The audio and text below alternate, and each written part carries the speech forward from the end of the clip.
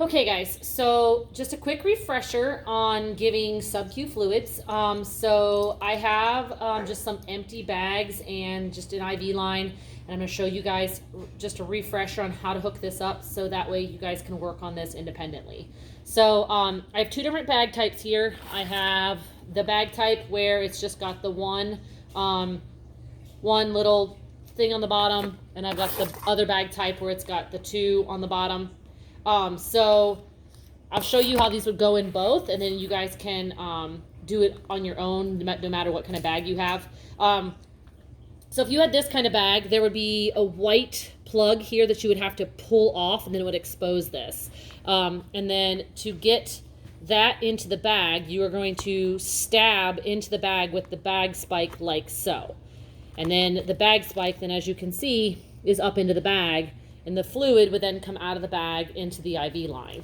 The same thing would happen with this type of bag, except we're just going to punch into one of these ports, and now you can see that the bag spike is in there, and the fluid again would run out of the bag and into the line here.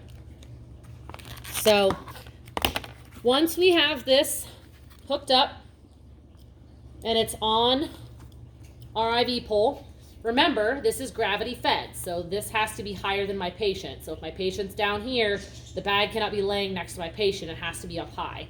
And then what we're going to do is we will see the fluid run out of the bag into this little chamber right here, and this is where you can read a drip rate, and you can also see the fluid flowing out of this little white nozzle here, and it'll be flowing, and it should collect in this little bubble. Now you can squeeze this, so you can squeeze this like this to let more fluid in, or if it's too full and you can't see it running, you can actually flip the bag upside down and squeeze this to get fluid out. So I know it's kind of hard to see, but in this one you can see the fluid there. You can see that.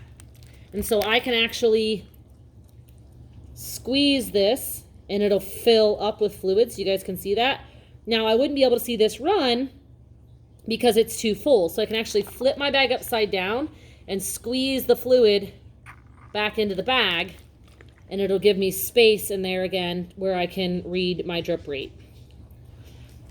So this is on a full fluid bag. So then on my fluid bag, I want to be able to see my fluid running, and remember, I've got to get all of the air out of my line. So air in the line looks like little just clear bubbles, and you can have a few spots, but you can't have a bunch of spots. You want to let all the air run out of the line and out the end, so you guys can kind of see there's some air bubbles in there. You guys can see that? So we don't want air bubbles in our line. That's what they look like that. We don't want those in our line. So we got to let this run all until there's no more air bubbles in the line. Now, to adjust the speed of how fast my fluids go, I want to use this thing called a thumb roller or a thumb clamp. So as I can actually push the wheel down on here, and that clamps off this line, and when I push it away, back up, it loosens up. So it actually clamped my line right there. So this is one way to stop the flow of the fluid. And I can also use one of these auxiliary clamps to clamp off the line right here. So you guys can see that. That will actually clamp off the line and stop the flow. And then I can push it back out, and that will start the flow again. So if I want to stop the flow, I can use this auxiliary clamp, or I can use this wheel or this thumb roller, and that will stop the flow. On the very end of my line is where I attach my needle. So my needle goes right onto the end of my line. And I don't have one in the box, sorry. But my needle would go right on here, and some lines have a little thing like this that you can screw over to keep the needle from coming off. And this just has an attachment, so you attach it just like you would to the end of a syringe. So here's my needle, and here's my end. So I just take that top off, that cap off, and I stick it right on there. And then now I'm ready to give SubQ fluids. I can just pull that syringe off and put this into my patient to give my SubQ fluids. Or my syringe off, my cap off. Now, if I wanted to put medication into this bag, I would do so through this port right here. So this, I can actually stick a needle in. It's soft rubber. It feels just like the top of a bottle if you were drawing something out. So you can stick medication right directly into the bag. So I can mix something in this bag, like maybe B vitamins or sometimes a lidocaine drip. So if I'm going to do that, then I have to remember, I have to write on the bag what's in the bag. So if I add B vitamins, I need to put plus 15 cc's of vitamin B12 or whatever's in this bag. So I would want to make sure that I put that in this bag. And then I'm able to give that to my patient SubQ.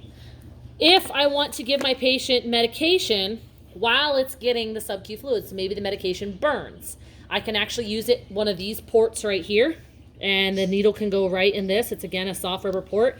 But when I give medication in the line, I need to pinch off above. So I can either kink the line with my hand like so and pinch it off, or I can use this auxiliary clamp and I can clamp that line off, because when I give medication to this port, if I don't clamp that off, the medication goes back up the line and not into the patient. So I want to clamp that off so that it'll go into my patient, and then I can resume the fluids, and the fluids will also continue to go into my patient.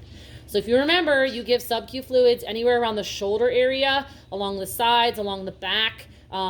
If you have to give large amounts, you can move multiple times. This is way too small of a needle, so this is a 25 gauge needle. That's going to be way too small. That would take forever. So you're going to want to use at least a green or an 18 gauge needle to give SubQ fluids, so that way the fluid flows faster. So what you guys are going to work on is you are going to label your IV set. So you're going to want to label that. And then somebody in your in your group can take pictures of this. You can use your Chromebook, you can use your phone, and then you're going to attach those pictures to the document to show that you did label your bag. The other thing that you guys should do is practice reading bags and practice giving SubQ fluids into sponges. You guys can actually just open these up and fill them up with tap water. These ones will be much harder to do that with, but these ones you can just fill them up with tap water, and you can practice giving SubQ fluids into a sponge. Make sure if you do put tap water in these, you label this bag tap water, because I don't want to accidentally give this to a patient. So make sure you label these bags tap water if you do put tap water in them.